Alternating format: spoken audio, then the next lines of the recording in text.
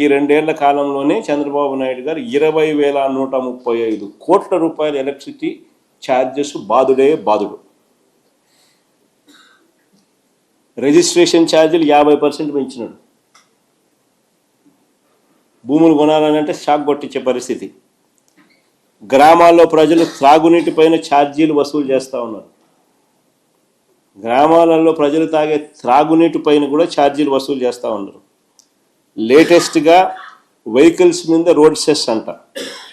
అక్కడేమో జిఎస్టీ తగ్గించింది నిర్మలమ్మేమో కేంద్ర ప్రభుత్వం. ఇక్కడ చూస్తే అక్కడ తగ్గింది కాస్త ఈయన రీస్టోర్ చేస్తూ రోడ్ సెస్ అంటున్నాడు. కొత్తగా వెహికల్స్ కొన్నోడు రోడ్ సెస్ కట్టాలంట. అక్కడ తగ్గించింది, ఇక్కడ వీళ్ళు పెంచేసినాడు.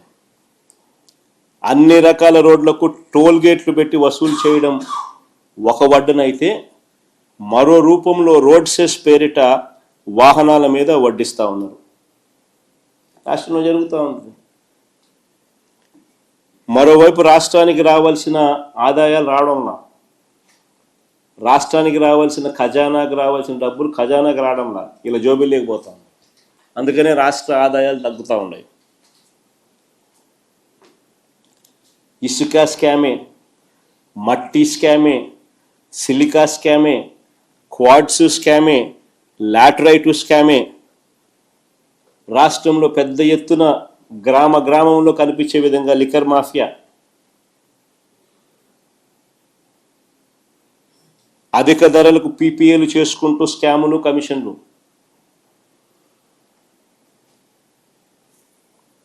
ఎక్కడ చూసినా ప్యాకెట్ క్లబ్లు.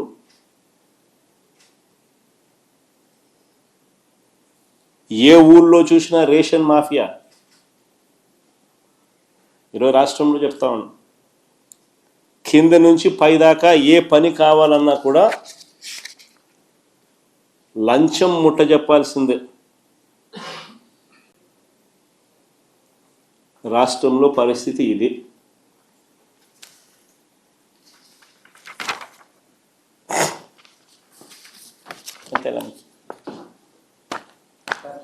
మెడికల్ కాలేజీలకు సంబంధించి మీరు చేసినటువంటి ఉద్యమం ఏదైతే ఉందో అది అయిపోయింది. అయితే మెడికల్ కాలేజీలో ఎవరు పార్టిసిపేట్ చేయడానికి రావట్లేదు టెండర్లు. దీనికి ప్రధాన కారణం జగన్మోహన్ రెడ్డి గారి పాఠశాలను బెదిరించడం కావచ్చు, అందుకే వీళ్ళు రావట్లేదు అనేది విమర్శ వస్తుంది.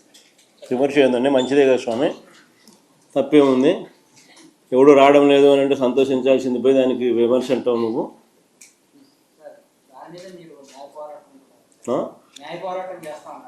న్యాయ పోరాటంలో భాగంగా ఈరోజు నేను కోర్టులో నేను అడ్మిట్ కూడా అయింది కదా. మొత్తం 1 కోటి సంతకాలకు సంబంధించిన ప్రజల వాయిస్ను నిన్న వైఎస్ఆర్సీపీ అఫీషియల్గా కోర్టు ఫైల్ చేసింది. కోర్టు దాన్ని యాక్సెప్ట్ చేసింది. 6 వారాల్లో గవర్నమెంట్ స్పందించారని చెప్పి గవర్నమెంట్కి కూడా సమన్లు పంపించింది. That cases going on in the court. ఇది biggest scam of the decade. నిజంగా చెప్పాలని అంటే అసలు ఎక్కడైనా కూడా మెడికల్ కాలేజీలను కట్టినవి, ఆల్మోస్ట్ అయిపోయే పరిస్థితిలో ఉన్నవి, సగం కట్టినవి, ఎక్కడైనా కూడా ఫ్రీగా ఇవ్వడమే కాకుండా ఆ ఫ్రీగా ఇచ్చిన దాంతో సంతృప్తి చెందక ఆ జీతాలు కూడా 2 ఏళ్ల పాటు ఆ మెడికల్ కాలేజీలు నడపడానికి సంబంధించిన జీతాలు కూడా సంవత్సరానికి 60 కోట్ల రూపాయలు, 2 ఏళ్లకు 120 కోట్లు ఒక్కొక్క కాలేజీకి అయ్యే ఖర్చు ఈయన ఇస్తాడంట ఎదురు వాళ్ళకు. గవర్నమెంట్ ల్యాండు, గవర్నమెంట్ ఆస్తి, గవర్నమెంట్ బిల్డింగ్లు, government medical college, government staff, జీతాలు ఇచ్చేది గవర్నమెంటు, కానీ లాభాలేమో ప్రైవేట్ వాళ్ళకంట. స్కామ్ కాకపోతే ఇంకేందండి ఇది? ఇటువంటి స్కాముల్లో నిజంగా ఎవరైనా భాగస్వాములు అవుతారా? అదే నేను మా నాని ప్రెస్ మీట్లో మొన్న మాట్లాడుతూ అన్నాడు. ఫస్ట్ ఏమన్నారు, కామినేని వాళ్ళు పార్టిసిపేట్ చేసినారని చెప్పి, కిమ్స్ వాళ్ళు పార్టిసిపేట్ చేసినారని ఫస్ట్ టప డబ్బా కొట్టుకున్నారు. మళ్ళీ వెంటనే కిమ్స్ వాళ్ళు మేము పార్టిసిపేట్ చేయడం లేదు, ఈ స్కాముల్లో మాకు సంబంధం లేదు అని చెప్పి వాళ్ళు వెనక్కి తప్పుకున్నారు. వెనక్కి తప్పుకునేసరికి వీళ్ళకి ఏం చేయాలో దిక్కు తెలియలే. ఎవడో ఎల్లయ్యతోనూ పుల్లయ్యతోనూ డ్రైవర్లతోనూ వంట మనుషులతోనూ అప్లికేషన్లు పెట్టిస్తూ ఉన్నారు. పెట్టించి వాళ్ళకైనా సరే నేను ఇస్తానంటానండి ఇప్పుడు చంద్రబాబు. అంతే కదండి. సెంట్రల్ గవర్నమెంట్ ప్రమోట్ చేయమని చెప్పింది లెటర్ రాస్తారని చెప్పి మెడికల్ సెంట్రల్ గవర్నమెంట్ ఎప్పుడు అటు చెప్పలేదు. మరి ఏ సెంట్రల్ గవర్నమెంట్ అలా చెప్పదు. మన ఛత్తీస్గఢ్లో కూడా, ఛత్తీస్గఢ్లో ఎవరు ప్రభుత్వం ఉంది? సెంట్రల్ బీజేపీ ప్రభుత్వమే కదా ఛత్తీస్గఢ్లో ఉండేది.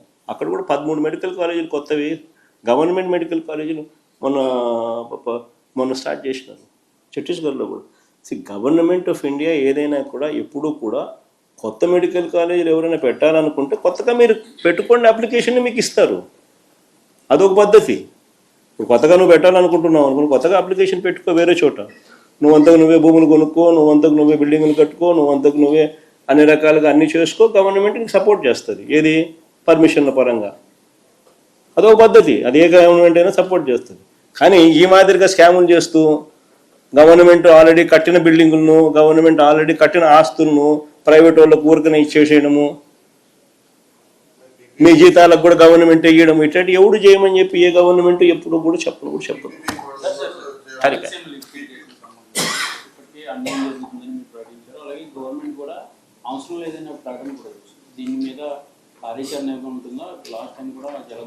ఖచ్చితంగా వీటి మీద రాయలసీమ లిఫ్ట్ అన్నది రాయలసీమ ప్రజలకే కాకుండా రాష్ట్ర ప్రజలకు ఇది నిజంగా అవసరమైన ప్రాజెక్టు. రాయలసీమకు సంపూర్ణంగా నీళ్ళు అందితే గోదావరి నీళ్లు యూటిలైజేషన్ కృష్ణా డెల్టా ప్రాంతానికి ఇంకా మోర్ సద్వినియోగం చేసుకోగలుగుతారు.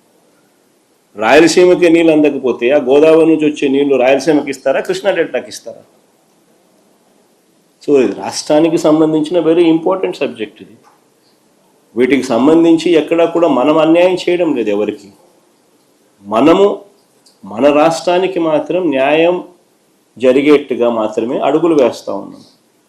ఈ అడుగులు వేసేది చంద్రబాబు నాయుడు లాంటి అన్యాయమైన వ్యక్తి అడ్డుకునే కార్యక్రమం ఏదైనా ఉంటే తన స్వార్థం కోసం అడ్డుకుంటే అడ్డుకోవచ్చేమో, కానీ అది ఓన్లీ టెంపరీ. ఖచ్చితంగా దీని మీద కూడా ఉద్యమాలు జరుగుతాయి. ఖచ్చితంగా మళ్ళీ అధికారంలోకి మేము వచ్చిన తర్వాత వాయువేగంతో ఈ ప్రాజెక్టు కూడా పూర్తి చేస్తాం. టీడీపీ గవర్నమెంట్, మీరు గవర్నమెంట్లో ఉన్నప్పుడు టీడీపీ వాళ్ళు ఆంధ్ర శ్రీలంక అయిపోతుంది, సోమాలియా అన్నారు. ఏమవుతుంది సార్? నువ్వే పేరు చెప్పాలబ్బా, కొత్త పేరు ఏదన్నా, ఇంకా దేశం పేర్లు ఏదన్నా ఉంటే చెప్పు. సోమాలియా కన్నా అదే సౌత్ సుడాన్ అంటారు మరొకటి.